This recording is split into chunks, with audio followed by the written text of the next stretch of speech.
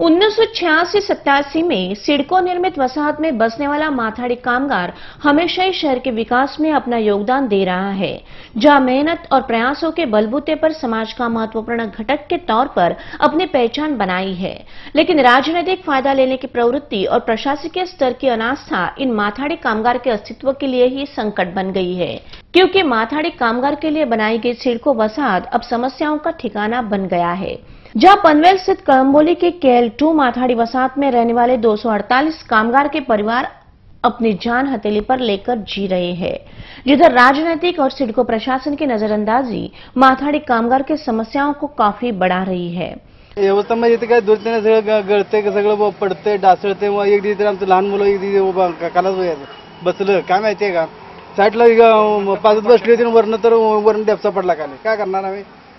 इथे कोण बघायला तयार नाही, सांगायला तयार नाही, काय नाही, सांगितलं शेटला वगैरे तर आपलं ते हात घेते, त्यांना येऊन दाखवलं, बघू आपण म्हणते ते, मग आता इथं चालू आहे, त्यांना आपण सगळ्यांना आणून दाखवली, बघा म्हणते कधी परिस्थिती ते, पण ते कामाला लागलेली ती पण नाही, ते पण काय माहिती का अजूनपर्यंत इथं काय शिडकूची आली नाही, ती बघितलं नाही, काय ते देखलं नाही, काय नाही, आम्ही करतो असं काय नाही. बरोबर आहे, आता शिडकून लक्ष दिलं पाहिजे, शिडकू काय बांधायला म्हणते त्याबद्दल लक्ष देत नाही, काय सह्या नाही, ते हे नाही, ते नाही, असं काय तर सांगते ते चालते, शिडकू काय परवानगी देत नाही लवकर आम्हाला बांधण्याचं, नवीन वसाहत बांधण्याची वगैरे, काय करणार?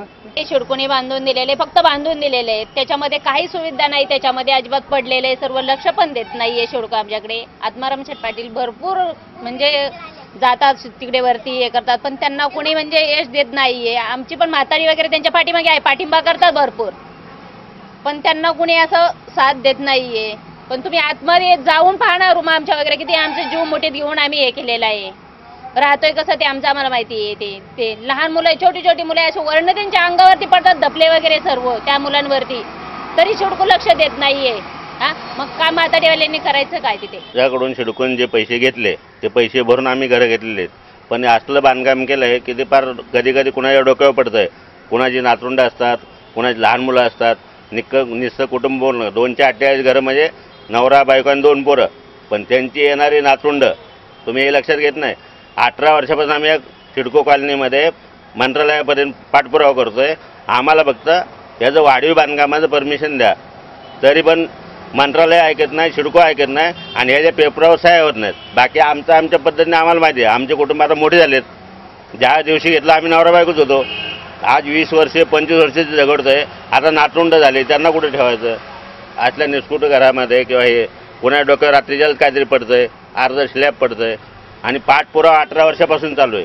त्याच्यापेक्षा मला जास्त काय बोलायचं नाही. त्यांनी काय करायचं ते गव्हर्नमेंटने बघायचं. आम्हाला फक्त आमचं वाढीव बांधकामाचं परमिशन पाहिजे.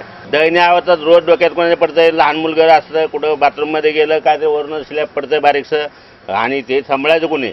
सगळ्यात पहिली वाशीचं पण तयार झाली नव्हती. सिडकोचं बांधकाम कळंबोलीला झालं, माथाडी कामगाराला देण्यात आलेली घरं स्वस्तात दिली म्हणून सांगितलं, पण त्या टायमाला पण एका घराचे 68,000 रुपये घेतले आणि ते घरं सगळे असली बांधून दिले. ते आज नातरुंडाची काय परिस्थिती आम्हाला माहिती, पण तरी पण हातावर पोट घेऊन आपलं ते जगतात. लोखंड वाहतात, रात्रंदिवस कष्ट करतात, नातरुंड वगैरे घेऊन जगतात. कुटुंब वाढले की ते सिडकोला समजत नाही. तो दूसरी ओर कळंबोली सेक्टर 3 के अल्प उत्पन्न गट के लिए बनाए गए सिडको माथाड़ी कामगार वसाहत तो मूलभूत सुविधाओं के लिए ही जूझ रहा है, जहां घरों की दुरावस्था, गटारों की दुरावस्था और बस्ती से लगा नाला कई बीमारियों को निमंत्रण दे रहा है, जिनको दूर करने के लिए हर बार प्रशासन पर दबाव लाकर भी उनकी तरफ नजरअंदाजी की जा रही है. हे सिडको याच्याकडे लक्ष देत नाही, दुर्लक्ष करतंय ना. त्याला कोणीतरी जागा केलं पाहिजे ना. साहेब लोक झोप काढतात तिकडे ऑफिसमध्ये. अहो रस्त्याची अवस्था, पाण्याची अवस्था, गटार नाहीत, काय नाही, याला कोण वालीच नाही राहिला असं झालं. या काय करून आम्ही दमलो काय तुम्हाला सांगतो. 20 वर्षे त्या सिडको ऑफिसला जाऊन मी कट्टाळलो. ते बघा आता ह्यातनं एखादा माणूस जर रात्रीचं पडलं तर काय मरल का जगल सांगा मला. काहीतरी करतात काय. रस्ते खराब झालेले आहेत, तिथे दुर्लक्ष कोण बघत नाही, ते लक्ष देत नाही. सगळे गटर उघडे आहेत त्या साईडला, पाणी चेंबरचा बाहेर येतोय, वास येतोय, मच्छर वगैरे डेंग्यू झालेत लोकांना. आम्ही 2-3 कंप्लेंट वगैरे केल्या, पण सिडकोची माणसं काय दुर्लक्ष करतात. फक्त येतात, बघून जातात, करूया प्रोग्रेसमध्ये सांगून असं जातात. ते गटर वगैरे उघडे आहेत सगळे, ते पुढे सगळे गटर जाम आहेत एकदम, पाणी जात नाही त्याच्यामध्ये. सगळे रोडला पाणी येतोय, मच्छर बिच्छर वास, सगळ्या लोकांना त्रास. प्रत्येक ग्रुपमध्ये कमी कमी 10 ते 15 माणसं आजारी आहेत सध्या. मी अगोदर त्यांच्याकडे लेखी तक्रारी केलेल्या, तरी फक्त आश्वासन दिलेत आम्ही करून देऊ म्हणून, पण काय थोडं फारसं करतात आणि परत तसं सोडून जातात, परत तशी अवस्था होते ते. तसं सिडकोचे भरपूर प्रॉब्लेम आहे तिथे. आम्ही रहिवासी जो राहतो ते जसं मी लहानपणापासून बघतो की इथे जे रस्ते आहेत, ज्या रस्त्यांची जे पद्धत आहे ती पद्धत किंवा जे रस्ते त्या पद्धतीचेच आहेत. मी लहानपणापासून आज मोठा इथे झालो, जेवढ्या वर्षामध्ये 87 वर्ष 1987 पासून मी ह्या गोष्टी बघतोय. तर ह्या गोष्टी जे रस्त्याची पद्धत आहे किंवा जे खड्डे ज्या पद्धतीने कंटिन्यू, जसं असं कधी झालं नाही की इथे एक व्यवस्थित रस्ता आहे किंवा व्यवस्थित आम्ही जिथे राहतो त्या ठिकाणी व्यवस्थित लाईट आहे. जी गटर लाईन आहे ती गटर लाईन प्रत्येकी गटर लाईन जर बघितली तर जी जशी होती तशीच आहे.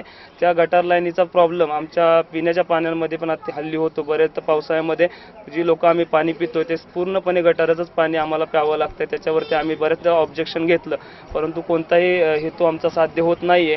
कारण की सिडको जे आहे ते लक्ष देत नाही. सिडको येतं, कोणतेही कामं करतं आणि अशी एकदम टेम्पररी स्वरूपाची कामं जे म्हणजे फक्त दाखवतात की लोकांना आम्ही कामं केली. जे गटर लाईन घेतलं ही गटर लाईन काम करायला घेतलं आणि जे अर्धवटच गटर लाईन असे सोडून गेले. रस्त्याचं काम होतं, जे रस्त्याचं काम करायला घेतलं तर ते त्याच्यावरती फक्त आले, खडी टाकली आणि निघून गेले. म्हणजे फक्त की दाखवायला की आम्ही काहीतरी केलं. ते पूर्ण काम जे आहे ते पूर्ण काम तर केलेलं नाही.